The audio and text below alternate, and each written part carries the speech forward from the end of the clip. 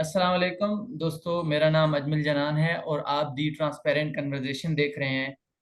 और आज हमारे साथ शरीकी गुफ्तगू हैं डॉक्टर इश्तियाक अहमद साहब।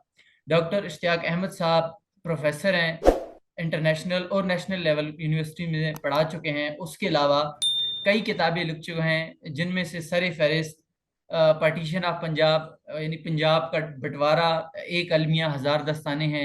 उसके अलावा पाकिस्तान द गैरिजन स्टेट, और उसके अलावा Jinnah his failure his successes and his role in history. और आज हमने उनको मदऊ किया है कि जो पार्टीशन ऑफ पंजाब हुई है बेसिकली अगस्त 1947 में, जो पार्टीशन ऑफ इंडिया हुई है, अगर इसको आपने समझना है कि ये क्या हुआ था, किस तरह हुआ था, पंजाब की पार्टीशन के बगैर इस अलमिया को समझा ही नहीं जा सकता। इसी वजह से हमने आज डॉक्टर इश्तियाक अहमद साहब को मदऊ किया है कि वो हमें समझाएं कि पार्टीशन ऑफ पंजाब क्या था, ताकि हम उसको देखते हुए फिर पार्टीशन ऑफ इंडिया को समझ सकें। शुक्रिया डॉक्टर इश्तियाक अहमद साहब, and welcome to our podcast. बहुत बहुत मेहरबानी इनवाइट करने की। तो वाकई जो टॉपिक आपने चूज किया है वो बहुत मेरे ख्याल से इसमें बहुत अ, बात होनी चाहिए, क्योंकि ये हश हश एक इशू है। सब इसके ऊपर पर्दा डालने की कोशिश करते हैं, क्योंकि पॉलिटिकल लीडर्स, एडमिनिस्ट्रेशन के जो ऑफिशियल्स हैं वो सारे इन्वॉल्व थे इस पार्टीशन ऑफ पंजाब के कत्लेआम में। आप जरा पहले फिगर्स देख लें। सारे हिंदुस्तान के अंदर जो फिसादात हुए, नस्ली आप कह सकते हैं या कम्युनल मजहबी बुनियादों पे, तो 1 मिलियन के इर्द गिर्द लोग कहते हैं मारे गए, हिंदू, मुस्लिम और सिख। और उस वक्त हिंदुस्तान की पॉपुलेशन टोटल जो थी 380 मिलियन थी, और 1 मिलियन मारे गए। और 14 से 15 मिलियन लोग घर से बेघर हुए। जो मुसलमान थे उनको पाकिस्तान की तरफ आना पड़ा, और जो हिंदू सिख थे उन्हें हिंदुस्तान जाना पड़ा। जैसे कि सर आपने अपने बुक में जो आपका पहला चैप्टर है, वो आपने जेनोसाइड और एथनिक क्लेंजिंग को दिया है, जो थ्योरेटिकल बहस है।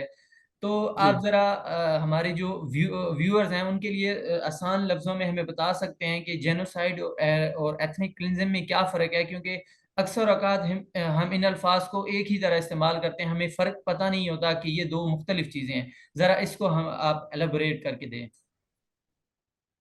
जेनोसाइड का मतलब है कि एक खास किस्म के लोगों को, वो मजहबी ग्रुप हो सकता है, वो नस्ली ग्रुप हो सकता है, वो एक फिरका भी हो सकता है, उसको उसका वजूद ही ख़त्म करने के लिए जो तशद्दुद इस्तेमाल किया जाता है कि ये लोगों का निस्तो नाबूद ही ख़त्म हो जाए, उसे कहते हैं जेनोसाइड। ठीक है। जी सर। और एथनिक क्लेंजिंग, या उसे आप रिलीजियस क्लेंजिंग भी कह सकते हैं, रेशियल क्लेंजिंग, पॉपुलेशन क्लेंजिंग जो है, वो उसका मतलब है कि एक इलाके से उन लोगों को जो वहाँ पे आइडियोलॉजी के मुताबिक या मज़हब के एतबार से, नस्ल के एतबार से वहाँ नहीं होने चाहिए, उनको वहाँ से भगा दिया जाए। उसमें वायलेंस भी इस्तेमाल की जाए, लेकिन इंटेंशन एक इलाके को खाली कराना है अनवांटेड माइनॉरिटीज से, अनवांटेड पॉपुलेशन से। तो ये दो मुख्तलिफ चीज़ें हैं। अमलन ये हो सकता है कि अगर एक लोग, इंटेंशन ये है कि उनको वहां से निकाला जाए, लेकिन वो नहीं जा रहे, तो फिर उन पे वायलेंस तो इस्तेमाल होगी ना। जी सर। अगर वो खुद ही भाग जाए तो ठीक है। और ये भी है कि आप एक एक खास लोगों को मारना चाहते हैं, लेकिन अगर आपके पास कैपेसिटी नहीं है तो वो बच भी सकते हैं। सो इन दोनों चीज़ों में, जेनोसाइड और एथनिक क्लेंजिंग में, जब आप पूरी एक चीज़ को स्टडी करते हैं तो आखिर में आप फैसला कर सकते हैं कि इंटेंशन क्या थी, क्योंकि कोई बताता तो नहीं है मेरी ये इंटेंशन है कि मैं सब लोगों को मार दूं, लेकिन रिजल्ट क्या निकलता है, वहां से आप इंटेंशन और रिजल्ट की बुनियाद पे कह सकते हैं कि क्या हुआ। तो इसीलिए मेरी जो किताब है ना, the Punjab bloodied partitioned and cleansed, ये 3 स्टेजेस हैं पंजाब की पार्टीशन में।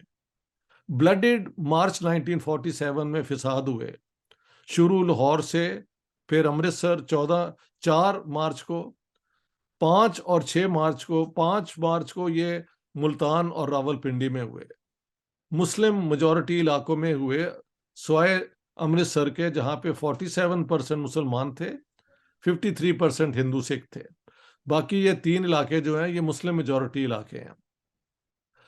तो पहला पोर्शन, वो मार्च के राइट्स को मैं कहता हूँ ब्लडिड, पंजाब का अमन खत्म हुआ और खून खराबा हुआ। पार्टीशन, जब Mountbatten came as the last viceroy, और 24 मार्च से लेके जब तक पार्टीशन नहीं हो गई वो थे वाइस रॉय, और उनके दौरान ये फैसला हुआ कि अब हिंदुस्तान मुतहिदा नहीं रह सकता, क्योंकि ये जो पार्टीज है ना, ये एक दूसरे से कॉम्प्रोमाइज करने को तैयार नहीं है, तो इसको अब 2 हिस्सों में तकसीम कर दिया जाए। तो वो मैं कहता हूँ from the 24th of March until the 15th of March जो है, जब पावर ट्रांसफर हुई, इज द पार्टीशन प्रोसेस, कि कैसे अंग्रेजों ने आखिर में पार्टीशन के हक में फैसला दिया। पहले वो इसके खिलाफ थे, क्यों दिया, क्या वजूहत थी, वो सारी मेरी किताब में है। फिर है क्लेंस्ड। क्लेंस का मतलब होता है सफाई। तो 14-15 को जब ये इंडिया और पाकिस्तान और इंडिया की आज़ादी की सेलिब्रेशंस हुई, तो 17 अगस्त को रेडक्लिफ अवार्ड को पब्लिक कर दिया गया। और जब लोगों ने सुना तो लाखों लोग वो बॉर्डर जो बना था उसके गलत साइड पे थे। फिर दोनों तरफ से मिल के वहाँ के जो थे ये बदमाश police official, lower level magistrates, और वहाँ के लोकल पॉलिटिशियंस और बड़े पॉलिटिशियंस ने भी मिल के वहाँ के, हमारी तरफ से हिंदुओं और सिखों पे हमला किया, उधर मुसलमानों पे किया गया। और 31 दिसंबर 1947 तक 6 मिलियन जो मुसलमान ईस्ट पंजाब में थे वो वहां से निकाल दिए गए। स्वाय एक छोटी स्टेट थी मलेरकोटला, वहां के मुसलमानों को किसी ने हाथ नहीं लगाया। उसकी हिस्ट्री दूर सिख हिस्ट्री में जाती है कि जब गुरु गोविंद सिंह को मुगल परसू कर रहे थे, तो उनके बच्चे जो हैं वो जब मलेरकोटला में पहुंचे तो नवाब साहब ने कहा कि मैंने इसमें हिस्सा नहीं लेना, कि मैं बच्चों को भी पकड़ लूं। तो फिर कहा जाता है कि गुरु गोविंद सिंह ने कहा कि आइंदा आने वक्तों में अगर मुसलमानों के साथ आपका झगड़ा हुआ तो मलेरकोटला के मुसलमानों को आपने कुछ नहीं कहना। तो एक वजह तो ये थी कि वहां जो 80,000 को मुसलमान थे वो बच गए। एक और भी थी कि मलेरकोटला में लोगों ने तैयारी भी की हुई थी। मगर बेसिकली सिखों के अंदर ये एक था कि हमने जो मलेरकोटला के मुसलमान हैं उनको हाथ नहीं लगाना, बाकी सबको यहाँ से निकाल देना है। इसी तरह 5.5 मिलियन जो हमारी तरफ थे हिंदू सिख, उनको एक एक करके यहाँ से भगा दिया गया और मार दिया गया। अब अगला सवाल तुम्हारा। सर, इसमें आगे बढ़ने से पहले अगर हम देखें कि 1849 में अंग्रेज आते हैं और पंजाब पे कब्जा करते हैं, तो इस हम्म पूरी सूरत हाल में कि जो पंजाब में जिस तरह ये कत्लेआम होता है, ये अंग्रेज का तारीखी तौर पे क्या सूरत हाल, क्या रोल रहा है, जिस तरह डिवाइड एंड रूल की जो पॉलिसी थी, डिवाइड करो और रूल करो, उसमें ये क्या रोल है उनका? बात है कि मैंने अपनी किताब अगर आपने पढ़ी है जिना वाली, तो उसमें मैंने बताया है कि 1943 में जब लॉर्ड वेवल आए हैं as the last viceroy of India, तो आउट गोइंग जो वाइसरॉय थे लॉर्ड लिनलिथगो, उन्होंने कहा कि we are here for another 30 years. यानी 43 में अभी भी फैसला ये था, हालांकि जंग चल रही थी, कि हमने इंडिया को अगले 30 साल तक अपने काबू में रखना है। यानी लेकिन 73 जंग तक, है, 73 तक वो रखना चाहते थे। वो मैंने यार कोट किया है, किताब के अंदर पढ़ लो ना। सर, मैं कह रहा हूँ हाँ, अगर वो 43 में ये फैसला कर रहे हैं तो 73 तक वो रहना चाहते थे ना, कम 1973 अज तक। कम, कम अज कम, यस। इसका मतलब है वो इंडिया को छोड़ना नहीं थे चाहते। इंडिया उनके हाथों से इसलिए छूटा कि सेकंड वर्ल्ड वॉर तो उन्होंने जीत ली, लेकिन नाज़ी जर्मनी ने उनकी सारी इंडस्ट्री तबाह कर दी, उनकी सारी इकोनॉमी का सत्यानाश कर दिया। और जंग में इतना खर्चा हुआ अंग्रेज़ों का कि उनके बस में नहीं था कि इंडिया जैसी बड़ी कॉलोनी को होल्ड ऑन करें। और अमेरिका जो वेस्ट का नया लीडर बन रहा था, उसने प्रेशर डाला हुआ था अंग्रेज़ों पे कि आप इंडिया को आज़ादी दें। तो ये दो तीन वजह से अंग्रेज़ों को जाना पड़ा। जाते जाते भी उनकी कोशिश थी कि इंडिया किसी तरीके से वो कैबिनेट मिशन प्लान के जरिए यूनाइटेड भी रहे और इतना कमज़ोर हो कि जिस तरह चाहें हम उसे इस्तेमाल कर सकें। यानी कि सेंटर के पास कोई पावर ही नहीं थी, सारी पावर प्रोविंसेस को दे दी थी। और प्रिंसली स्टेट्स के पास जो पहले अंग्रेज़ों के दौर की वो थी इंटरनल ऑटोनॉमी, जैसे भी वो चाहें हुक्मरानी करें, वो भी उनको दे दी थी। तो इन हालात में कैबिनेट मिशन प्लान जो है वो नाकाम हो गई, क्योंकि कांग्रेस ने कहा कि ऐसा कौन सा हिंदुस्तान बनेगा जिसकी हर 10 साल बाद ये जो तीन आपने ग्रुप बनाए हैं वो चाहें तो उसमें से निकल सकते हैं। और वरना जिन्ना साहब ने तो आखिर तक कहा कि मैं पाकिस्तान के अलावा कुछ नहीं चाहता। लेकिन कैबिनेट मिशन प्लान को उन्होंने इसलिए जब एक्सेप्ट किया तो कहा कि पाकिस्तान अभी भी हमारा इरेवोकेबल गोल है, लेकिन हम इसके अंदर रहते हुए कैबिनेट मिशन प्लान के हर 10 साल वाली शिक और बाकी पॉसिबिलिटीज से पाकिस्तान को जल्दी से जल्दी हासिल करेंगे। लेकिन ये एक बहुत बड़ी मिथ है कि जिन्ना साहब ने कबूल कर ली थी कैबिनेट मिशन प्लान। इस तरह नहीं है। उन्होंने कहा था कि इंडिया के लिए कॉन्स्टिट्यूशन बनाने में हम हिस्सा नहीं लेंगे जब तक ये तीन जो ग्रुप हमने बनाए हैं इनकी कॉन्स्टिट्यूशन में ये ना हो कि हर 10 साल बाद ये इंडिया की यूनियन को छोड़ सकते हैं।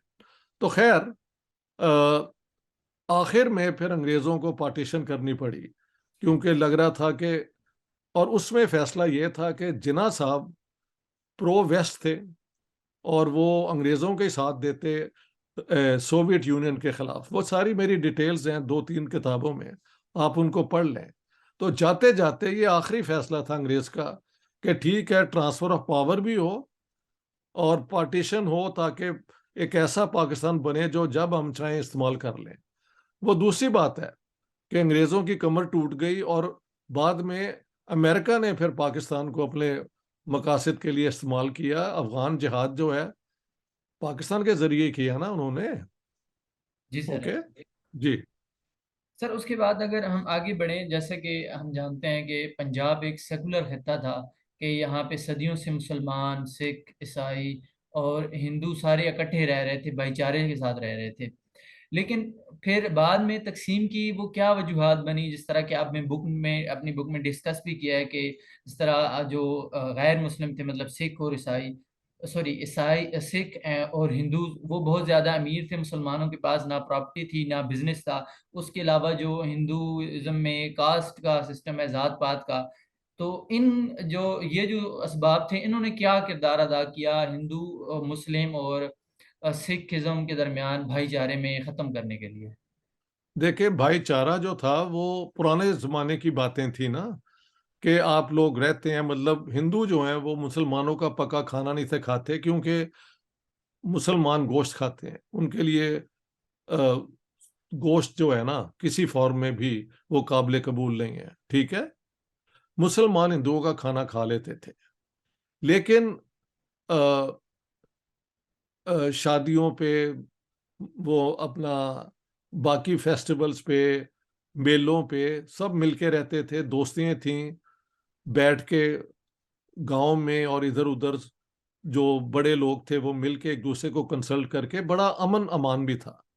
लोग मानते थे भाई चलो ये हिंदुइज्म है, ये इस्लाम की, जिस तरह हम सुअर खाने को तैयार कभी नहीं है, तो बिल्कुल उस तरह वो गोश्त खाने को तैयार नहीं है। लेकिन इन वजह से कोई झगड़े नहीं थे होते, अमन अमान से लोग रहते थे कि भाई ये इनका मजहब है, ये हमारा मजहब है, लेकिन हम इसी इलाके में रहते हैं। जात जूत का मसला जो है वो जब मॉडर्न सोच आई तो वहां पे इस चीज को प्रॉब्लम गिना गया। देखें, शिया और सुन्नी अमन से रहते हैं, लेकिन अगर इनका झगड़ा कराना हो तो क्या आप ऐसी कोई बात नहीं ढूंढ सकते कि वो खुलफाए राशिदीन को नहीं मानते तो चलो इनको हमला करते हैं हम। और काफी है इस तरह के वजूहत। वही मैं कह रहा हूं ना, तो इसलिए ये जात जूत का मसला पॉलिटिकली इस्तेमाल किया गया। एग्जिस्ट तो पहले से ही करता था, लेकिन ये कोई प्रॉब्लम नहीं था। मियाँ वाली में मुझे पता है भी लोग, और ये जो है इन इलाकों में जो वहाँ के बड़े लोग थे वो सबको साथ लेके चलते थे, तो ये कोई ऐसा मसला नहीं था। लेकिन जब आपने मेरे साथ झगड़ा करना है तो आप वही बातें ढूंढेंगे ना जिसमें आपका और मेरा क्लैश हो रहा है। तो इख्तिलाफ हो इसको जाता है। पॉलिटिकली पॉलिटिकली इस्तेमाल किया गया, और ये बेसिकली मुस्लिम लीग ने किया है। जी कांग्रेस बेचारी तो जेल में बैठी थी, उनके पास तो अगस्त 9 से लेके जून 45 तक तो ये सारे जेल में थे। इन 3 सालों में मुस्लिम लीग ने फिर अपनी मुहिम चलाई कि अगर इस्लाम को बचाना है और मुसलमानों को बचाना है तो एक अलग मुल्क बनाना चाहिए, और उसमें फिर मुसलमान उनके साथ आ गए, क्योंकि कांग्रेस का प्रोग्राम था कि हम बड़ी जिम्मेदारी खत्म कर देंगे, किसानों को हकूक देंगे और आने वाला हिंदुस्तान एक सोशलिस्ट किस्म का मुल्क बनेगा। तो इन चीज़ों को ना अंग्रेज पसंद करते थे ना लैंडलॉर्ड पसंद करते थे, और मुस्लिम लीग की मौजें मौजें हो गई, क्योंकि सारे फिर ये मुस्लिम लीग के अंदर आ गए जो लैंडलॉर्ड थे पंजाब के और सिंध के और इधर उधर के। ये वजह है। सर, इसमें तो सिर्फ अंग्रेजों ने जाहिर है हर उस चीज को इस्तेमाल किया जिससे यहाँ पे यूनिटी पैदा ना हो उनके खिलाफ, और अगर मैं एक इंपीरियल पावर हूं तो मैं भी यही करूंगा। तो ये उनकी पॉलिसीज थी, उसका नेट रिजल्ट यही हुआ कि आखिर में पार्टीशन हुई। सर, मजहब को सिर्फ मुस्लिम लीग ने इस्तेमाल किया था या आरएसएस वालों ने भी इस्तेमाल किया था, और जो सिख अकालीस थे उन्होंने भी? बात यह है कि ये मूवमेंट किसने शुरू की? मुस्लिम लीग ने। आरएसएस कोई पॉलिटिकल पार्टी नहीं थी, ये लोगों को गलत फहमी है। हिंदू महासभा थी पार्टी। हिंदू महासभा ने भी वही पोजीशन ली थी टू नेशन थ्योरी पे जो मुस्लिम लीग की तरफ से मुसलमानों ने ली हुई थी। ठीक है कि दोनों ये मिलके नहीं रह सकते, लेकिन हिंदू जो हैं हिंदुस्तान के, वो हिंदू महासभा के साथ नहीं थे। 1945-46 के इलेक्शन में तो हिंदू महासभा के कैंडिडेट जो हैं उनकी जमानतें जब्त हो गई थी। उन सब ने कांग्रेस को वोट दिया जो हिंदुस्तान को यूनाइटेड रखना चाहते थे और एक सेकुलर इंडिया बनाना चाहते थे। लेकिन मुसलमानों को जिन्ना साहब ने अपनी, उनकी स्किल यही है, कन्विंस कर लिया डरा धमका के कि अगर पाकिस्तान ना बना तो ना इस्लाम रहेगा और ना मुसलमानों का कोई वजूद रहेगा, इसलिए हमें अपना मुल्क चाहिए। सिखों ने कहा कि अगर आप हिंदुस्तान की तकसीम मजहब की बुनियाद पे कराएंगे तो पंजाब की तकसीम भी हम मजहब की बुनियाद पे कराएंगे, कि जिन पंजाब के इलाकों में हिंदू और सिख मेजोरिटी में है वो या एक सिख स्टेट को दिए जाएं या वो इंडिया को दिए जाएं, वो पाकिस्तान का हिस्सा ना बने। इस तरह है। सर, अगर से आगे बढ़ने से पहले, जिस तरह आपने पहले मार्च में जो फसादात हुए थे रावलपिंडी लाहौर में, इनको अगर आप जरा एलोबरेट करें, मतलब इसमें जो आपने एक बुक में लिखा है कि मुस्लिम लीग का जो रास्त इकदाम था और खिजर हयात साहब का जो इस्तीफा देना था, फिर मास्टर तारा सिंह का पंजाब की असम्बलियों की सीढ़ियों पे कृपान लहराना था, पाकिस्तान मुर्दाबाद के नारे लगाने थे, ये इस तरह के जो नारे थे या मुस्लिम लीग के जो ये इकदाम थे, इन्होंने पंजाब में फिरका वाराना फसादात को शुरू कर किया, या जो 1946 में कलकत्ता और बिहार में फसादात हुए थे उन्होंने जल्दी पे काम किया था पंजाब में?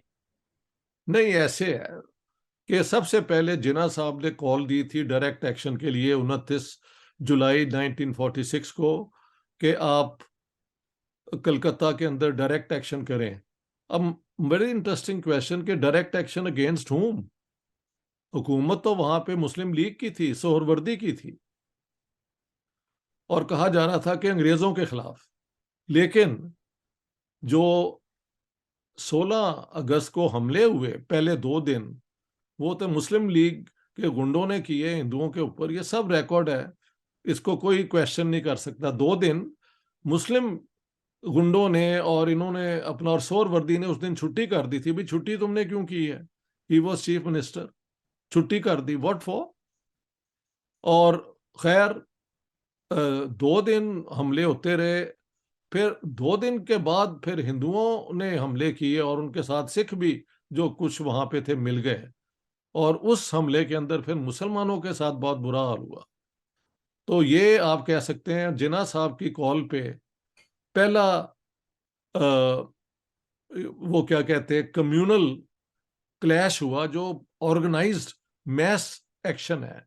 एक एक दो दो लोग मारे जाने तो कहीं भी हो सकते हैं ना, लेकिन पूरे वो मॉब का मॉब आए और वो हमले करे और फिर उसके ऊपर दूसरी साइड हमला करे, ये 16 अगस्त को हुआ और 3-4 दिन होता रहा। इसके बाद नोआखाली में हिंदुओं के ऊपर बहुत हमले हुए, जो फिर महात्मा गांधी वहां पे गए और वहां पे उन्होंने कोशिश की कि अमन अमान हो जाए। उनके ऊपर गंदगी फेंकी गई, ये जो होती है सबसे, यानी ह्यूमन फिल्थ फेंका, बट ही केप्ट। और वहां पे सोरवर्दी को भी साथ लिया, क्योंकि ये सारा कुछ कराने के बाद सोरवर्दी लॉस्ट हिज नर्व्स कि अगर पूरा बंगाल में ये हो गया तो यहाँ पे तो बुरा हाल हो जाएगा। सो इस तरह करके नोआखाली में हुआ। इसके बाद जो मारवाड़ी थे, यानी ये मारवाड़ी होते हैं राजस्थान के हिंदू बिजनेसमैन, उनकी दुकानों पे क्योंकि हमला हुआ था कलकत्ता में, उन्होंने बिहारी हिंदू वर्कर्स को पैसे दिए कि अब बिहार के अंदर जाके मुसलमानों पे हमला करें। तो फिर तीसरा बड़ा हमला बिहार में हुआ और वन साइडेडली मुसलमान बहुत मारे गए, 5 से 7 हजार तक मार दिए गए। जिसके ऊपर फिर उस जमाने में इंटरिम गवर्नमेंट थी और जवाहरलाल नेहरू वहां आए और उन्होंने कहा कि मैं बॉम्बिंग करूंगा उन लोगों पे जो मुसलमानों के साथ ये कर रहे हैं, तो वहां पे अमन अमान हो गया। इसके बाद मुंबई के अंदर, बॉम्बे के अंदर ये भिंडी बाजार और जो मुसलमानों के इलाके हैं वहां पे हमले हुए, कुछ हिंदुओं के ऊपर हमले हुए, लेकिन वहां पे मुसलमान ज्यादा मारे गए। 1,000 में से शायद 600-700 मुसलमान ही मारे गए होंगे। इसके बाद यूपी के अंदर एक झगड़ा हुआ, लेकिन उसकी कोई इंपॉर्टेंस नहीं है। हजारा डिस्ट्रिक्ट जो है खैबर पख्तूनख्वा का, वहां पे दिसंबर 1946 में हिंदुओं और सिखों पे बहुत बड़ा हमला हुआ और वो भाग के आ गए रावलपिंडी, और कुछ वहां से ये ईस्ट पंजाब की तरफ आ गए, यानी पटियाला स्टेट। और इसके बाद जिन्ना साहब ने कॉल दी कि जो पंजाब की हुकूमत उस जमाने में थी, मलिक सर खिजर या टिवाना प्राइम मिनिस्टर थे, और कांग्रेस भी सपोर्ट कर रही थी और सिख सिख भी उन्हें सपोर्ट कर रहे थे कि इस हुकूमत को आप मत मानो, इसको गिराना है आपने।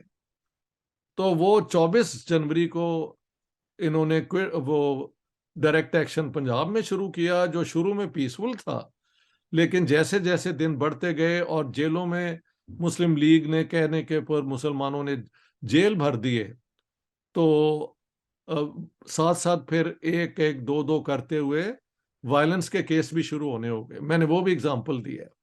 मसलन 24 फरवरी 1947 को, the same day I was born in Lahore, उसी दिन अमृतसर में सिविल लाइंस के इलाके में एक सिख कांस्टेबल खड़ा था, जिसको मुस्लिम लीग के वो मॉब ने एक मार मार मार के ना कत्ल कर दिया।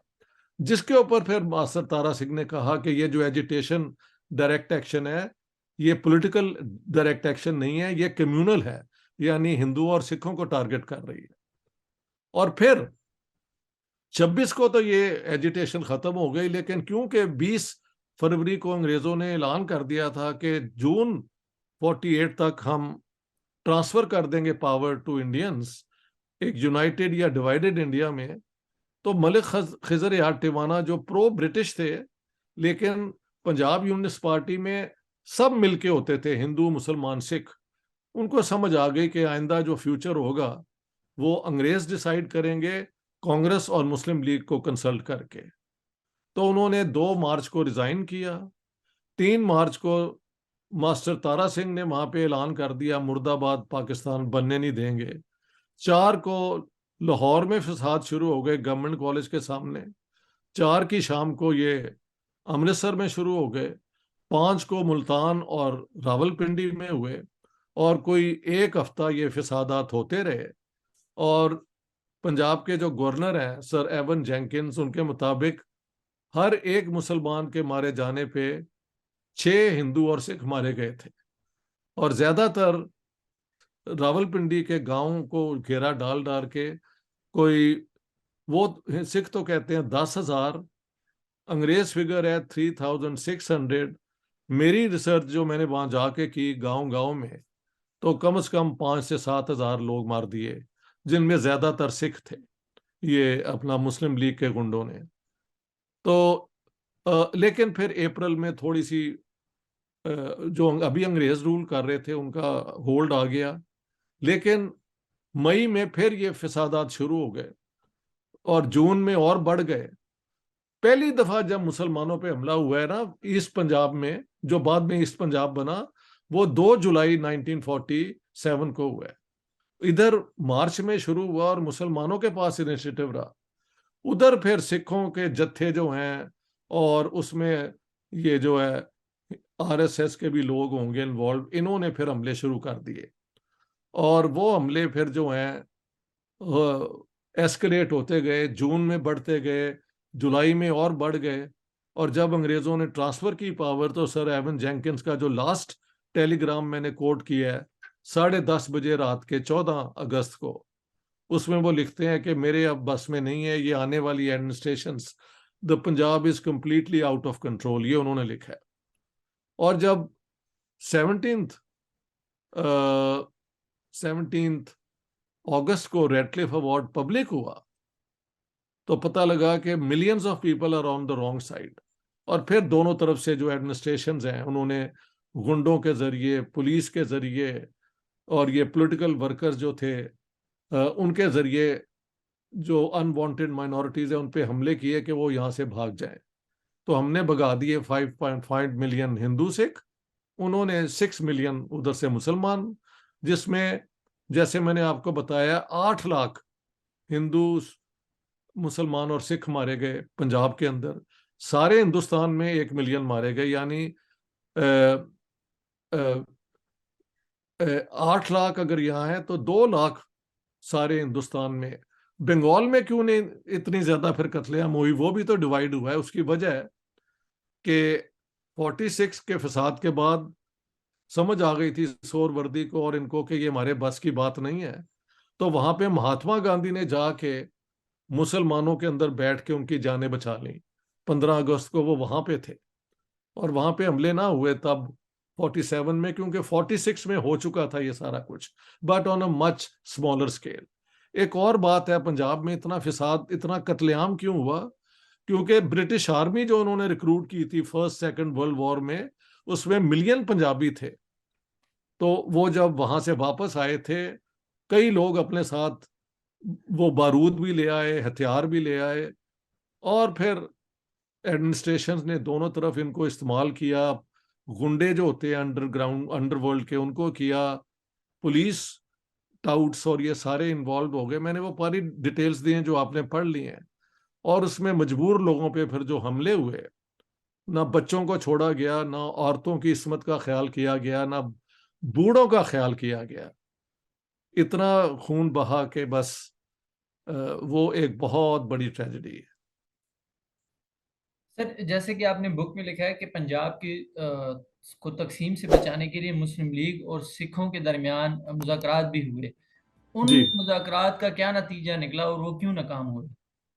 उसकी वजह है कि ये मुज़ाकरात 15 और 16 मई को हुए हैं 1947 को, दिल्ली के अंदर। और ये फैसिलिटेट किए थे लॉर्ड माउंटबेटन ने, कि भाई अभी भी कोशिश कर लो, अगर दोनों आप कोई समझौता कर लें तो पंजाब जो है यूनाइटेड रह सकता है किसी ना किसी फॉर्म में।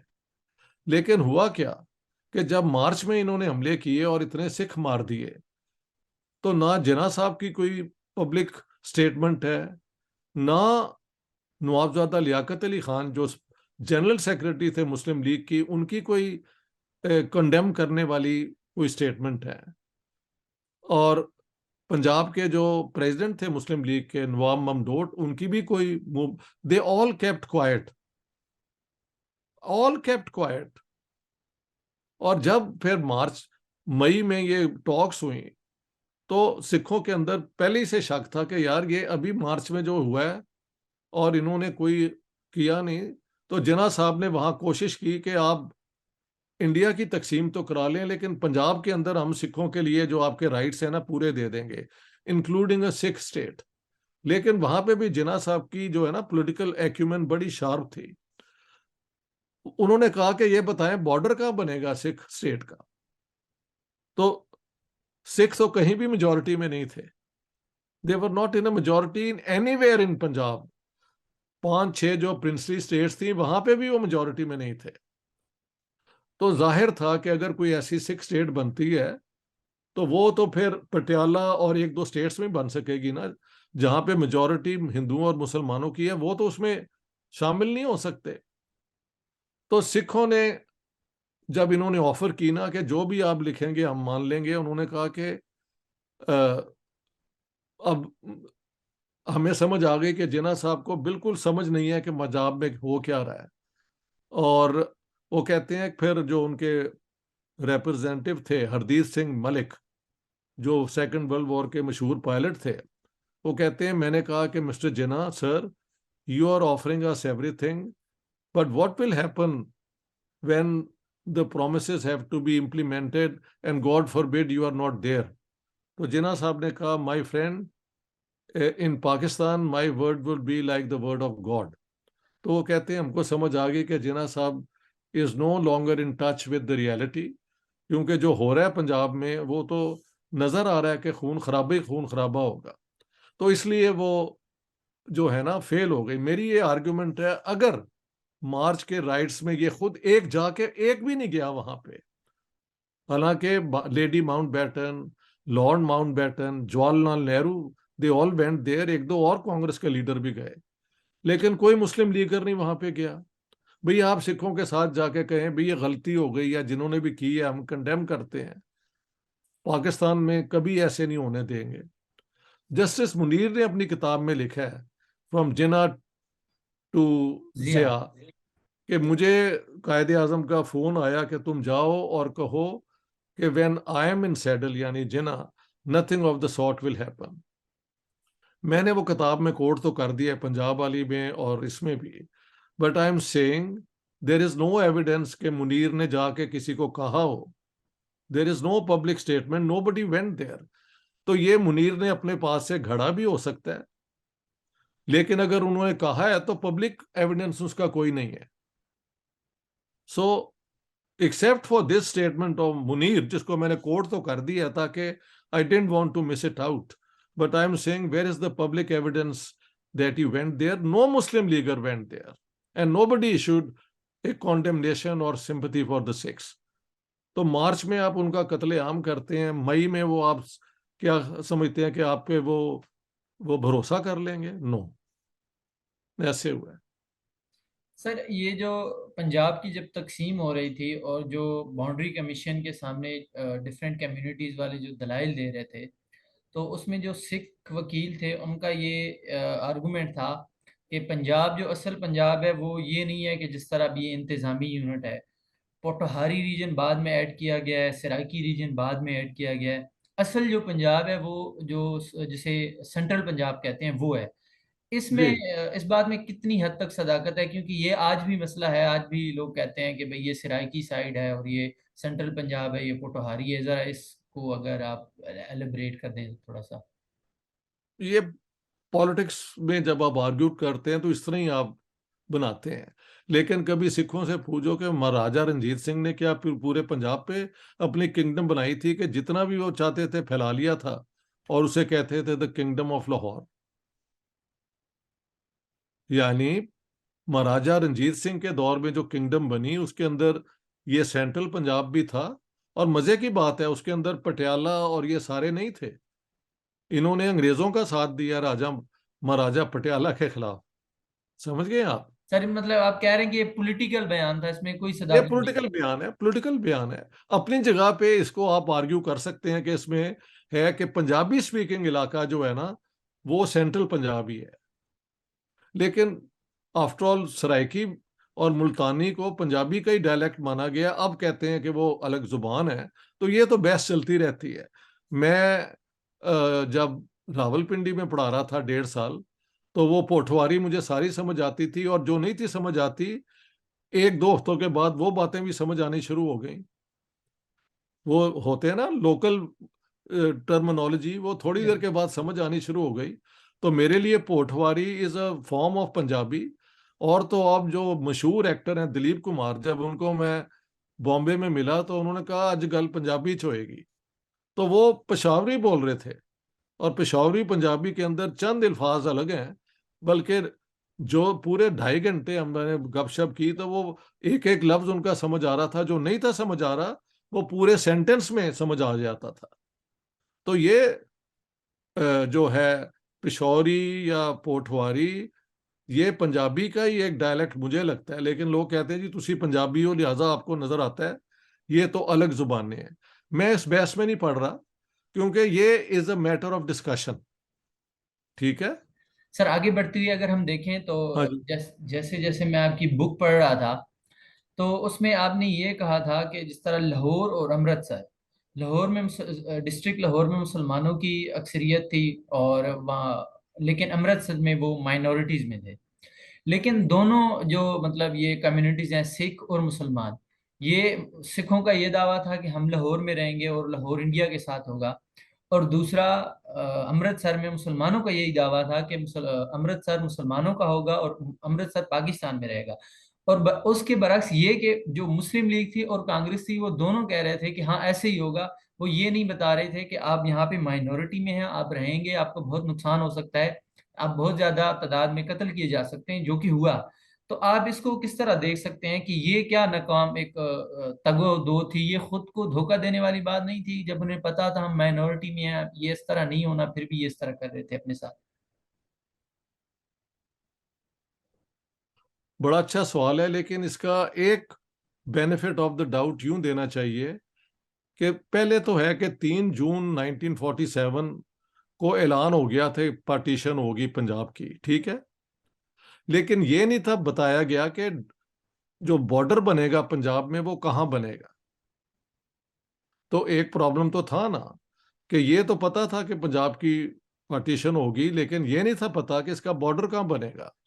तो अगर आपने पंजाब बाउंड्री कमीशन के सामने आर्ग्यूमेंट सुनी है तीनों चारों मेजर पार्टीज की, तो वो टर्म ऑफ रेफरेंस ये था कि contiguous Muslim, non-Muslim areas will be separated and given to Pakistan and India, and other factors will be taken into account. ये है। इसके ऊपर जब बहस हुई पंजाब बाउंड्री कमीशन के आगे, तो मुस्लिम लीग की तरफ से स्टैंड ये था कि देखें, मेजॉरिटी कंटिगुअस नॉन कंटिगुअस इलाकों को आपने अलग करना है, और and other factors will be taken into account. ये किसी खास हालात में होने चाहिए। मसलन कहीं पे वाटर वर्क्स हैं, जो पानी उधर भी जाएगा इधर भी जाएगा, तो वहां पे आप एक्सेप्शन वो कर सकते हैं। हाँ जी। लेकिन मेजॉरिटी की बुनियाद पे हमें ये सारा पंजाब जो इन्होंने क्लेम किया मिलना चाहिए। इंक्लूडिंग जफरुल्ला ने आर्ग्यू किया कि हम डिस्ट्रिक्ट की बजाय तहसीलों को मानते हैं, वो पुराना यूनिट है। तो उसको कनेक्ट करते करते ये जलंधर लुधियाने तक पहुंच गए, शो करते हुए कि ये कनेक्टेड है, कंटिगुअस, यानी एक के साथ दूसरी तहसीलें। इसके बरक्स सिखों ने कहा कि नहीं जी, तहसील भी कोई यूनिट नहीं है, झैल होती है, झैल होते हैं 12 गांव। तो वो उन्होंने आर्ग्यू करते हुए गांव कनेक्ट करते करते वो लायलपुर तक, फैसलाबाद तक आ गए। अब बात यह है कि जो 4 जज थे पंजाब बाउंड्री कमीशन पे, जस्टिस दीन मोहम्मद और जस्टिस मुनीर पाकिस्तान की तरफ से, मुस्लिम लीग की तरफ से, और जस्टिस महाजन और जस्टिस तेजा सिंह कांग्रेस और सिखों की तरफ से, उन्होंने, अब अगर वो फैसला एक दे देते कि भाई ठीक है, ये हमने सबकी आर्ग्यूमेंट सुन ली, ऐसा कांग्रेस और सिखों का क्या स्टैंड था? उन्होंने कहा कि नहीं, contiguous Muslim, non-Muslim areas and other factors will be taken account का मतलब ये है इंग्लिश में and means a continuous sentence. So both phrases are equal. You can't say कि पहली मेजर है और वो माइनर है. They are of equal value. तो इसलिए रखी गई है क्योंकि पंजाब में सिर्फ मेजॉरिटी फैक्टर को नहीं, आप ये भी देखें कि वहां पे पंजाब के अंदर खिदमत किसकी ज्यादा है, किसकी ज्यादा प्रॉपर्टी है, किसके ज्यादा रेवेन्यू पेइंग की है. तो उन्होंने ये क्लेम करते हुए सियालकोट, गुजरांवाला, शेखुपुरा, लाहौर, साहिवाल और फैसलाबाद यानी मंडगुमरी और लायलपुर क्लेम किया कि ये हमें मिलना चाहिए. अच्छा, इसमें बड़ा एक इंटरेस्टिंग फैक्टर है.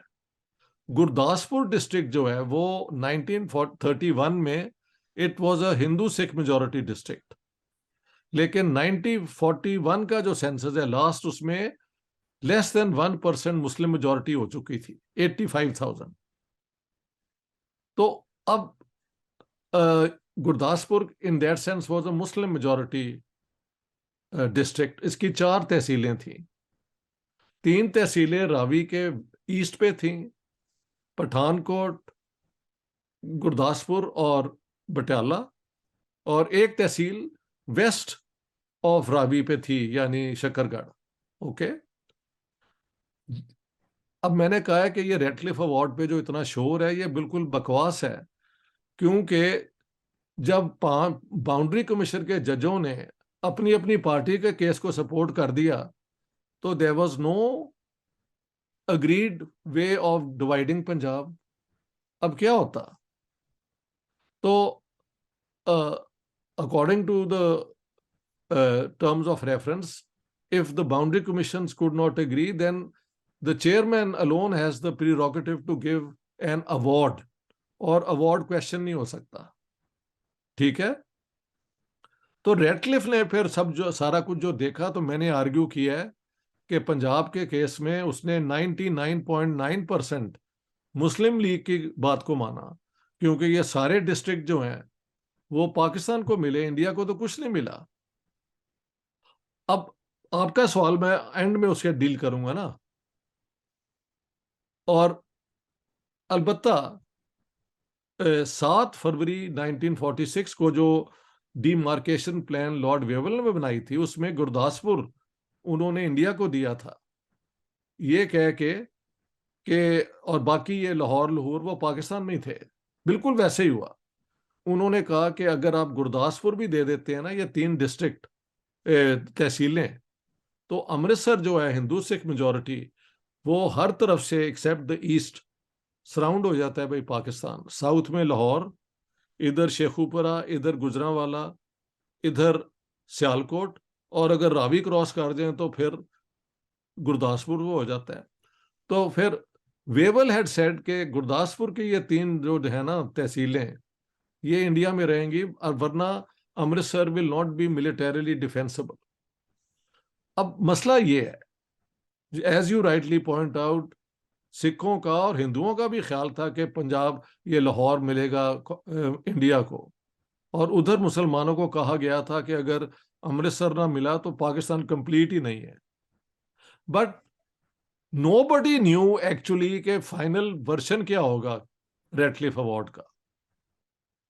So one can give the benefit of the doubt कि although 3 June plan had said that Punjab will be partitioned, until the 16th of August शाम को ये लीडर्स को बुला के बताया गया भी ये होगा फ्यूचर मैप, और 17th को ऑल इंडिया रेडियो पे अनाउंस किया गया.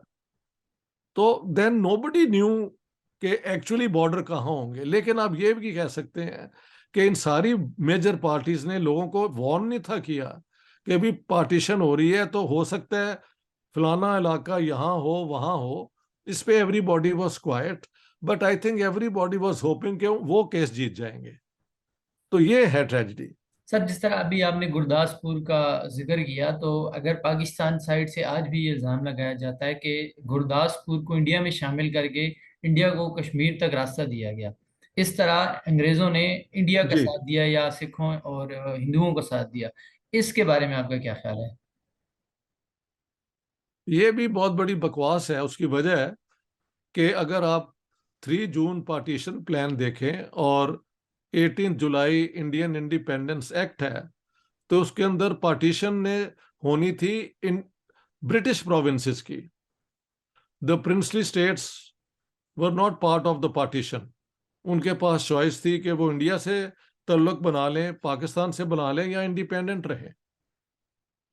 सो अगर पाकिस्तान पंगा ना लेता कश्मीर के अंदर, तो everybody knows maharaja wanted to remain independent. और पाकिस्तान के साथ अच्छा ताल्लुक बनाने के लिए उनके प्राइम मिनिस्टर, वो हिंदू ब्राह्मण थे कश्मीरी, मिस्टर कक, उन्होंने कहा था पाकिस्तान की तरफ आप रुख ज्यादा रखें।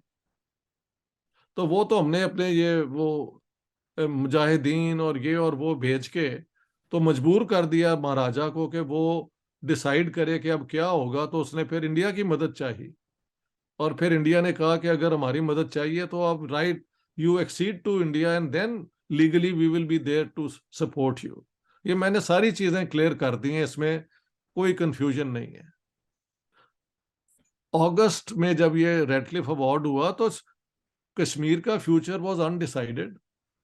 और एक और बात भी है, अगर आप बड़ी इंटरेस्टिंग, ये भी आपने अगर पढ़ा है, जफरुल्ला ने स्टैंड लिया था तहसीलों वाला, कि तहसीलों की बुनियाद पे आप पार्टीशन करें। लेकिन गुरदासपुर डिस्ट्रिक्ट के अंदर पठानकोट तहसील जो है वो 60% हिंदू और सिख थी। तो फिर मुस्लिम लीग के फॉर्मूले के मुताबिक ये तो इंडिया को जानी चाहिए थी, अगर अगर इनकी मतलब बात मान लेते हो। उस तरह होता फिर भी इंडिया को कश्मीर तक रास्ता मिल जाता। हाँ, अगर यही आप कह रहे हैं कि तभी से कश्मीर के लिए लोगों ने सोचा था, मैंने तो कहा है कि अंग्रेजों का फॉर्मूला ये था कि प्रिंसली स्टेट्स को इतना लूज रखो इसके अंदर कि वो जब चाहे हम उनके साथ दोबारा ताल्लुक पैदा कर लें। वो तो हो नहीं सका, क्योंकि American pressure was don't balkanize India. वो तो पार्टीशन के खिलाफ भी थे, पाकिस्तान बनने के खिलाफ थे। वो तो चाहते थे इंडिया यूनाइटेड रहे, सेकुलर रहे, डेमोक्रेटिक रहे, ताकि एशिया के अंदर कम्युनिज्म को रोकने के लिए जो चीन से आ रहा है उसके लिए हम इंडिया को तैयार करें। ये मैंने पूरी आर्ग्यूमेंट्स 3 किताबें पढ़ने के बाद लोगों को समझ आती है। सर, रेड क्लिफ समझ गए अवार्ड का आप? ऐलान 17 अगस्त को क्यों किया गया? मतलब पार्टीशन तो, इंडिपेंडेंस तो पहले हो गई इंडिया और पाकिस्तान की, 14 अगस्त, 15 अगस्त या 13 अगस्त या 10 अगस्त को क्यों नहीं किया गया? इसको क्यों लेट किया गया? हाँ, वेरी गुड क्वेश्चन। क्योंकि 13 अगस्त को ये फाइनल जो है ना अवार्ड तैयार था, लेकिन माउंट बैटन ने कहा कि इसको अभी पब्लिक ना करें। 14 को मुझे कराची जाके पाकिस्तान की इंडिपेंडेंस और 15 को हिंदुस्तान की इंडिपेंडेंस सेलिब्रेट करनी है। अगर रेड क्लिफ अवार्ड पहले ही आ गया और पता लगा millions of people are on the wrong side, तो यहाँ पे तो वो ऐसी डिस्टरबेंस शुरू हो जाएगी कि कुछ भी नहीं हो सकेगा। सो माउंट बैटन की इंसिस्टेंस पे it was made public on the 17th। 16 की शाम को अलबत्ता दिल्ली में जो लीडर बैठे थे उनको बता दिया गया था भाई ये प्लान है, बट 17th को फिर रेडियो पे ये अनाउंस हुआ। ये वजह है। सर, उसके अलावा आपने ये भी जिक्र किया है कि सॉरी सर, तकसीम जो होनी थी इंडिया की वो जून 1948 में थी, लेकिन उसको आगे ले आके अगस्त 47 में कर दिया गया। क्या ये जल्दबाजी नहीं थी? और पंजाब में जो फसादात हुए, उस जल्दबाजी का भी उसमें कोई किरदार था? जी बिल्कुल था। ये मैंने किताब में बार बार आर्ग्यू किया है। अंग्रेजों के पॉइंट ऑफ व्यू से उन्होंने क्यों किया, ये सोचने वाली बात है ना। उसका पंजाब पे या कहीं और असर होगा, ये उनकी रिस्पॉन्सिबिलिटी है, लेकिन वहां पे भी बैकग्राउंड जरा थोड़ी सी बतानी चाहिए। सबसे पहले जो मैं कहता हूं कि माउंट बैटन को भेजा गया था दो इंस्ट्रक्शंस के साथ। एक जो पब्लिक इंस्ट्रक्शन थी कि आपने ट्रांसफर ऑफ पावर कर देना है बाय जून 1948। दूसरी ये थी कि इंडिया यूनाइटेड रहे या डिवाइडेड हो, दोनों को आपने कॉमनवेल्थ में रखना है, ताकि हमारा इन्फ्लुएंस सब कॉन्टिनेंट में थ्रू द कॉमनवेल्थ वो कायम रहे। ओके। अब मसला क्या था? मसला ये था कि कांग्रेस जो है वो कॉमनवेल्थ ज्वाइन करने के हक में नहीं थी। खास तौर पे नेहरू और उसके इर्द गिर्द जो लेफ्टिस्ट थे वो कहते थे हम तो अपनी आज़ाद फॉरेन पॉलिसी बनाएंगे, हम क्यों वेस्टर्न ब्लॉक का हिस्सा बने, सोवियत यूनियन के खिलाफ या किसी और का हिस्सा against the west, will remain neutral. जो बाद में नॉन अलाइन मूवमेंट के लीडर भी बने, जवाहरलाल नेहरू और Gamal Abdel Nasser, Tito, Sukarno, उन्होंने एक तीसरा ब्लॉक बनाया था। तो अंग्रेज आर्मी के अंदर फिर ये आर्ग्यू हुआ कि अभी देखो पार्टीशन ही करो, क्योंकि जिन्ना साहब तो खुद कहते हैं कि मैं कॉमनवेल्थ में ज्वाइन करूंगा, and I have coated, and Hindustan में गो इट्स ओन वे। इसलिए अगर पार्टीशन अब होती है तो Karachi port facilities, Pakistan airfields and Muslim man power जो है बरतानिया डिमांड करे फ्रॉम पाकिस्तान। तो इसलिए उन्होंने किया क्या, माउंटबेटन ने मई में इंग्लैंड जाने से पहले वो मिले जवाहरलाल नेहरू को और कहा कि देखो जिन्ना साहब तो कॉमनवेल्थ ज्वाइन करना चाहते हैं, और अगर वो ज्वाइन कर गए और इंडिया ने ना ज्वाइन किया और आप दोनों की जंग होती है तो we will be under treaty obliged to support Pakistan against India. तो जो नेहरू के इर्द गिर्द जो लेफ्ट वाले थे ना वो घबरा गए, क्योंकि कांग्रेस का जो राइट विंग था पटेल और ये वो पहले ही तैयार थे कांग्रेस के लिए, लेफ्ट विंग अपोज कर रहा था। फिर वो गए जिन्ना के साथ, उन्होंने कहा mister Jinnah, I appreciate you want to join the Commonwealth, but please be ready if we refuse your application, because if Pakistan wants to join and India does not, then under treaty we'll have to support Pakistan against India. But we can't afford to offend India because we have a lot of interest all the way to Australia from the, और Soviet union की तरफ फिर India झुकेगा।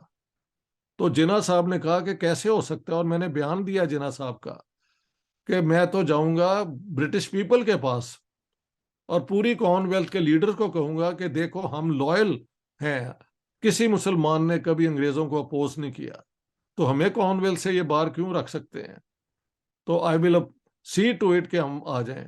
तो जिन्ना साहब तो पहले ही तैयार थे और तैयार हो गए। नेहरू जो वॉज हेजिटेंट उसको भी मना लिया, and I think Mountbatten then must have said कि मियाँ बात सुनो, अब तो ये दोनों दे आर इनटू आवर, वो जो हमने स्कीम बनाई हुई है जल्दी जल्दी ट्रांसफर करो और भागो यहाँ से, ये ना हो कि बाद में कुछ और हो जाए शुरू और हमारा ये प्रोजेक्ट ही जो है वो पूरा ना हो सके। माउंटबेटन ने फिर क्या किया, which I think was very irresponsible, कानून ये बना कि जो स्टेट के एम्प्लॉयज है ना, they can decide to join either India और पाकिस्तान, लेकिन जो लोकल पॉपुलेशन होगी वो वहां ही रहेगी, they will not move from one part of Punjab to the other. अब बात यह है कि सर एवन जेंकिंस की अगर खबरें जो जा रही थी वो था यहाँ पे तो ब्लड बाथ होना है, अगर तीनों कम्युनिटीज ये रेडक्लिफ अवार्ड या इसको बाउंड्री कमीशन के अवार्ड को ना मानेंगी तो यहाँ तो बहुत खून खराबा होगा। So I need 20,000 British troops to monitor peaceful transfer of power. वो उस जमाने में थी नहीं, अंग्रेज तो सारे वापस चले गए थे और कोई 7-8 हजार थे जिनका काम था कि हमले अगर अंग्रेजों यानी गोरों पे हो तो तब आपने इंटरवीन करना है, हिंदू सिख मुसलमान अगर एक हमले करते हैं तो you are not to take part in that. तो इन हालात में जब ये 3 जून पार्टीशन प्लान बनी तो पहले इंग्लैंड में हाउस ऑफ कॉमन्स में अनाउंस हुई, पार्लियामेंट में, उसके बाद माउंटबेटन ने रेडियो, ऑल इंडिया रेडियो पे अनाउंस किया, इसके बाद जवाहरलाल नेहरू ने उसको एक्सेप्ट किया कहते हुए कि ये हमारे जिस तरह हम चाहते थे नहीं हुआ, लेकिन अब अमन के लिए हम इसको तैयार एक्सेप्ट हैं। जिन्ना साहब ने माउंटबेटन की और ब्रिटिश किंग की बड़ी तारीफ की कि उन्होंने पाकिस्तान के मौक़िफ़ को मान लिया, तो हम एक्सेप्ट करते हैं।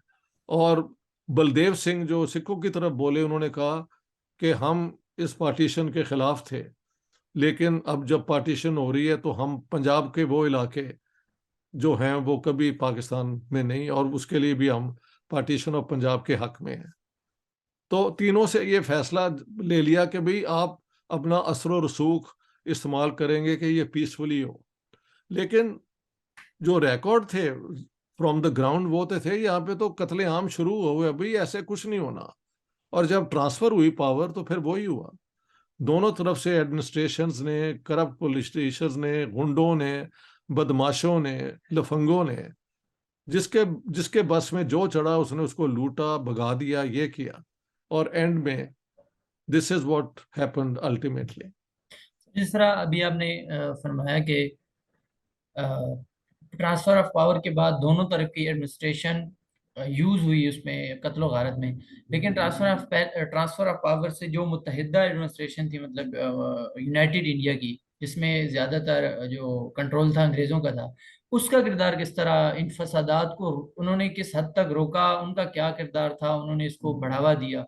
जरा अगर उनके किरदार को आप। नहीं, देखिए कहीं कहीं मेरल रावलपिंडी में जो मार्च में फसाद हुए हैं, वो एक हफ्ता कत्लेआम सिखों का जो हुआ है, अगर ये उस जमाने की हुकूमत चाहती, एडमिनिस्ट्रेशन, तो वहां पे फौजी ट्रूप्स भेज के विदिन 1 घंटे 1.5 घंटे ये सब ठंडे हो जाते हैं, क्योंकि आर्मी जहां आ जाए सब छोड़ देते हैं। वो 6 की रात को शुरू हुआ और 13 की सुबह को फौज आई है। एक हफ्ता किसने होने दिया ये सारा? फिर रावलपिंडी में मैंने बयान दिया है प्रोफेसर ख्वाजा मसूद साहब का, जो उस जमाने में वहां पे गॉर्डन कॉलेज रावलपिंडी में स्टैटिस्टिक्स के लेक्चरर थे। He was a young man at that time. वो कहते हैं कि जब ये मार्च के राइट्स हुए तो अभी हॉस्टल के अंदर बहुत हिंदू और सिख थे जो अपने घर नहीं थे जा सकते। तो हमारे जो प्रिंसिपल थे अमेरिकन, वो गए हाई कमिश्नर, डिप्टी कमिश्नर के पास अंग्रेज के, कि 2 फौजी हमें आप दें यहाँ पे खड़ा करने के लिए हॉस्टल के बाहर। But the deputy commissioner refused. So why did he refuse? He could have done it. इसी तरह मुल्तान में मैंने एविडेंस दिया है कि सैयद खुर्शीद अब्बास गर्देजी कहते हैं कि समझ नहीं थी आती कि ये आग कहाँ लग जाती है, कौन करता है। There were some people involve who were doing it on their own, वो भी मैंने बयान दिया। और फिर लाहौर के अंदर पाकिस्तान टाइम्स के जो थे ना मशहूर फोटोग्राफर F.E. चौधरी, एक्चुअली वो एक क्रिश्चियन थे, तो उनका बयान मैंने रिकॉर्ड किया। वो कहते हैं कि लाहौर के अंदर होते थे mister savage, he was in the CID, जिनका काम ही ये था हिंदुओं मुसलमान सिखों के झगड़े कराना। तो लगता है कि एक तो थी ना एवन जेंकिंस की जो होती है एक सिविल सर्विस, एक होती है CID और ये इंटेलिजेंस सर्विसेज जो अपनी हरकतें करती रहती हैं। पाकिस्तान में नहीं होता, हमारी हुकूमत को पता ही नहीं होता कि वो जो इंटेलिजेंस सर्विसेज क्या कर रही हैं। तो ये तो पुराना रिवाज है। तो इस किस्म की इन्वॉल्वमेंट इधर उधर मिल जाती है। लेकिन मसला क्या है, अंग्रेजों ने जाने से पहले सारे जो थे ना इस किस्म के सेंसिटिव चीजें, वो उन्हें आग लगा के जला दिया। तो जो हमारे पास उन्होंने दिया है वो तो ये ट्रांसफर ऑफ पावर के 12 वॉल्यूम है जो मेरे पास पीछे पड़े हैं, और जो किताबों में मैंने इस्तेमाल किए हैं। जो उनके अल्ट्रा सीक्रेट थे वो तो जला दिए। तो वी डोंट नो के। और एक और बात है, कभी सीक्रेट सर्विसेज जो हैं वो पेपर पे नहीं रखती हैं, तो जाके क्लब में बात हो गई, बुला के हुक्म दे दिया। These are never made public, so we never know कि एक्चुअल इन्वॉल्वमेंट इनकी कितनी थी। लेकिन जितनी भी थी, आखिर में जो रिजल्ट निकला वो तो खून खराबा ही बहुत हुआ। तो अंग्रेजों का इसमें जरूर रोल है। मैंने कई जगह पे कहा है कि लाहौर में एक मिस्टर आलू वालिया थे, वो जब पुलिस स्टेशन में आए जान बचाने के लिए, तो जो अंग्रेज अफसर था वो ऐसे स्माइल करके देखता रहा और उसने कोई मदद नहीं की। तो इस किस्म के कई केस मैंने, बहावलपुर में भी मैंने एक पुलिस वो अंग्रेज का दिखाया कि he didn't do anything to intervene. हालांकि बहावलपुर के नवाब जो हैं उनकी इंस्ट्रक्शन थी कि मेरे हिंदू सिख जो सब्जेक्ट्स हैं उनको पीसफुली यहाँ से निकाला जाए। तो मैंने तारीफ की है कि ईस्ट पंजाब के जो सिख रूलर्स हैं, not all but some of them, were involve in the murder of Muslims. लेकिन बहावलपुर जो एक मुस्लिम नवाब थे, उनकी इंस्ट्रक्शंस के मुताबिक बहुत कम हमले हुए हिंदुओं और सिखों पे बहावलपुर के अंदर, वो अमन से निकल गए। सर उसके बाद मैं आपकी जब बुक पढ़ रहा था तो एक चीज मुझे कॉमन नजर आई और जा बजा नजर आई हर जगह। वो है औरतों पर जुल्म। ना सिर्फ मतलब दूसरे मजहब वालों, मतलब अगर हम मुसलमान हैं तो सिख, मतलब इस तरह, बल्कि अपने घर वालों ने उन्हें कत्ल कर दिया। कभी ऑनर किलिंग, कभी किस चीज के नाम पे। ये बहुत हुआ है, और जो अगवा हुई, क्योंकि ये झूठी।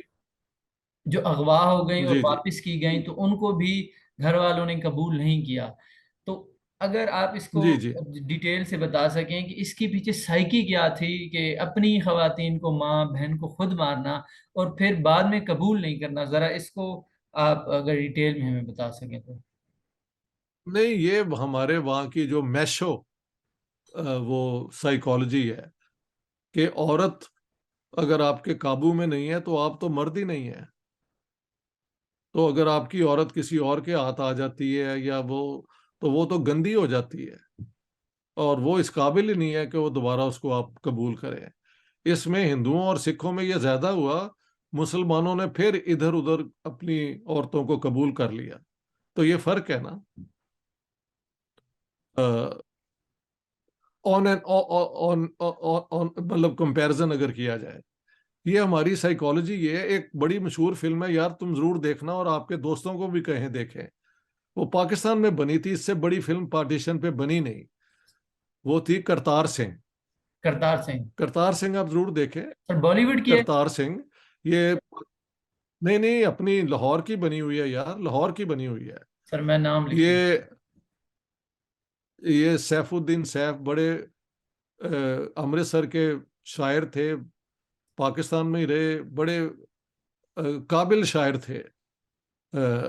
ये उन्होंने बनाई थी फिल्म, और मैं समझता हूँ आज तक इंडिया में और पाकिस्तान में पार्टीशन पे इतनी ज्यादा न्यूट्रल और ट्रू कोई और फिल्म नहीं है जितनी करतार सिंह है पाकिस्तान की। आप देखें उसे। सर उसके तो बाद। औरतों को हो आपके काम, हाँ, हाँ जी, हाँ जी, सर आप कंटिन्यू करें, कंटिन्यू। जी जी। नहीं नहीं, मैं कह रहा हूँ औरतें जो हैं वो, ये मशहूर है कि किसी कौम को अगर आपने नीचा दिखाना है तो उनकी औरतों को आप काबू कर लें, तो वो लगता है कि यार you can protect your own women, तो तुम कैसे मर्द हो। ये वाला साइकोलॉजी आज भी है। ऑनर किलिंग अब नहीं होती, लोग अपनी बहनों को मार देते हैं, माँ बाप अपनी बेटियों को आजकल मार देते हैं। तो ये तब नहीं हुआ, आज भी हो रहा है, बल्कि आज फिर दोबारा शुरू हो गया ज्यादा। तो वहां पे तो क्योंकि ना लॉ ऑर्डर था, कुछ भी नहीं था, तो ये कि मेरी औरत किसी के हाथ ना जाए, मेरी बेटी, तो इसकी गर्दन काट दो और मार दो। लेकिन ये मैं बर्दाश्त नहीं कर सकता कि the other group, my enemy group takes her from me. ये बहुत बड़ा जुल्म हुआ है। इस पे एक बहुत अच्छी पाकिस्तान की एक और फिल्म है, खामोश पानी, आप जरूर देखें। खामोश पानी। खामोश पानी, ये दो फिल्में हैं। खामोश पानी सबिया, उनका मेल सिंधी हैं वो, उन्होंने बनाई है। और पहली फिल्म करतार सिंह तो क्लासिक है ना, ये सैफुद्दीन सैफ की है। ये दोनों आप देखें, बड़ी बोल्ड फिल्म है और सच्ची फिल्म है। सर उसके अलावा एक और जो बुक में मुझे चीज नजर आई वो ये थी कि ना हिंदू, ना मुसलमान, ना सिख अपने अपने घरों को नहीं छोड़ना चाहते थे। वो नहीं जाना चाहते थे, तकसीम जी के जी, बाद भी वो नहीं चाहते थे कि हम इंडिया जाए और हम अपने जन्मभूमि को छोड़ें। बेशक। तो ये जो हमें बात की जाती है कि मुसलमान, हिंदू, सिख पंजाब की पार्टीशन चाहते थे, तो अगर ये लोग पार्टीशन चाहते थे तो ये जा क्यों नहीं रहे थे? नहीं, यहाँ के लीडर, ये तो जिन्ना साहब ने पार्टीशन हिंदुस्तान की करवाई है, तो फिर सिखों ने करवाई है पंजाब की, और हिंदू महासभा ने कराई है बंगाल की, और आखिर में जो कांग्रेस इसके खिलाफ थी उसको मानना पड़ा, क्योंकि अंग्रेज इसके अलावा ट्रांसफर ऑफ पावर ही नहीं थे कर रहे। ये हुआ है। ये सारा जो काम है ये जिन्ना साहब का और मुस्लिम लीग का है। इस पे मैंने लाहौर में भी खड़े होके यही कहा है, सरगोदा भी आया था, वहां पे भी कहा है, क्योंकि मेरा एविडेंस इतना ओवरवेलमिंग है। सच के सामने तो कोई खड़ा नहीं ना हो सकता। तो कहाँ लोग चाहते थे घर छोड़ना यार? आप लोग चाहते हैं मियाँ वाली के रहने वाले कभी नहीं कि सर। एक दिन आपको मैं हुक्म दूं कि यहाँ से निकल जाओ? जा सकते हो तुम। और जो गरीब लोग हैं उन्होंने सारी सारी उम्र पैसे सेव करके घर बनाए थे। मुझे कई लोगों ने कहा कि जी हमारा लाहौर के अंदर घर बना था 1947 मार्च में, हमारे बुजुर्गों ने सेव कर करके तो फिर हमें यहाँ से जाना पड़ा। इसी तरह ईस्ट पंजाब में लोगों ने छोटी छोटी प्लॉट्स, छोटे छोटे घर बनाए हुए थे। कौन छोड़ता है घर यार? कोई घर नहीं छोड़ता, कोई अपनी छोटी जमीन नहीं छोड़ता, कोई अपना इलाके को नहीं छोड़ता खुशी से। मजबूरी तो हर चीज कर देती है ना इंसान को। तो ये सारी वजह मुस्लिम लीग की और मोहम्मद अली जिन्ना की जिद है। This I should put on record very strongly. हाँ सर उसके बाद ये लास्ट क्वेश्चन है मेरा जी। कि ये जितना भी पंजाब में, ईस्ट पंजाब या वेस्ट पंजाब में हुआ, मुसलमानों ने किया या सिखों में, क्या ये प्री प्लान सब कुछ हुआ था, ये पहले से मंसूबा बंदी की गई थी, या एक रिएक्शन था? देखें 1945 से सिखों के अंदर ये था कि क्योंकि कि अगर पंजाब की पार्टीशन होती है, क्योंकि 40 के बाद तो ये पार्टीशन की बार बार जिन्ना साहब और मुस्लिम लीग सुबह शाम पार्टीशन चाहते थे, तो दूसरी तरफ से कोई प्लानिंग तो होनी चाहिए थी ना। उन्होंने कहा कि अगर पार्टीशन होती है और पंजाब के उन इलाकों को जो हम चाहते हैं कि वो पाकिस्तान का हिस्सा ना बने, उनको पाकिस्तान को दिया जाता है, तो फिर हम पार्टीशन के वक्त अपने इलाके में जितने मुसलमान हैं उनको निकाल देंगे। इधर हमारे ये था कि मुस्लिम लीग ने पार्टीशन डिमांड कर ली थी और कहा था कि पार्टीशन तो होगी, लेकिन हम यहाँ से कोई अवाम को निकालना नहीं चाहते। लेकिन जब मार्च में इन्होंने शुरू की है राइटिंग्स, तो मैंने नहीं देखा जिन्ना साहब ने कोई बयान दिया हो कि लाहौर में जो हो रहा है ये हो रहा है। वो बल्कि चुप रहे, बल्कि डायरेक्ट एक्शन जिन्ना साहब ने करवाया। पहले कलकत्ता में और कत्लेआम हुआ, फिर लाहौर के अंदर करवाया, और उसके बाद ये झगड़े शुरू हुए। तो इन्होंने तो वैसे नहीं कहा कि हम यहाँ से हिंदू सिख निकालना चाहते हैं, लेकिन हमले हो रहे थे तो तब बोले क्यों नहीं कि ये हम ऐसा पाकिस्तान नहीं बनाना चाहते, हम यहाँ पे अपनी मूवमेंट रोक रहे हैं। इन्होंने वो मूवमेंट को और इनकरेज किया। लेकिन सिखों की प्लान थी कि अगर पार्टीशन होती है जैसे कि अब मुस्लिम लीग चाहती है, तो फिर ईस्ट पंजाब में मुसलमान निकाल के सिखों को ला के एक जगह पे for the first time in history हम एक अपनी मेजोरिटी बनाएंगे। और वो बनी बाद में, जहां से बाद में खालिस्तान मूवमेंट भी बनी। उससे पहले सिख जो हैं सारे पंजाब में थे, बट उनकी परसेंटेज 13.2 थी, और अगर प्रिंसली स्टेट्स इंक्लूड कर लें तो 14.9% बन जाता है। बट ना पटियाले में ना फरीदकोट में कहीं भी वो मेजोरिटी में नहीं थे। सो उनको एक जगह मेजोरिटी बनाना भी फिर उनकी सिख प्लान का हिस्सा था। बट लेट मी से the six were not for the partition. लेकिन अगर पार्टीशन होती है तो व्हाट विल दे डू, वो प्लान उनकी थी। मुस्लिम लीग का सारा कंपेन ही इंडिया की पार्टीशन पे है। उसके बाद क्या किससे होगा, ना जिन्ना साहब ने सोचा, ना मुस्लिम लीगर ने सोचा। आपने अगर पढ़ा है तो मैंने पंजाब के गवर्नर्स की रिपोर्टिंग दी है कि ये मुस्लिम लीग वाले इतने अपना दे आर अनअवेयर के जो बातें ये कर रहे हैं इसका असर क्या होगा लोगों पे। They don't seem to be concern के यहाँ पे क्या होने वाला है। तो ये तो था कि यार हुकूमत साढ़े हाथ आई आए तो असी तो देख लांगे, वो वाली बात है ना। बहुत ये शुक्रिया मसला। डॉक्टर, बहुत शुक्रिया डॉक्टर साहब आपका, और देखने वालों आपका भी, अल्लाह हाफिज।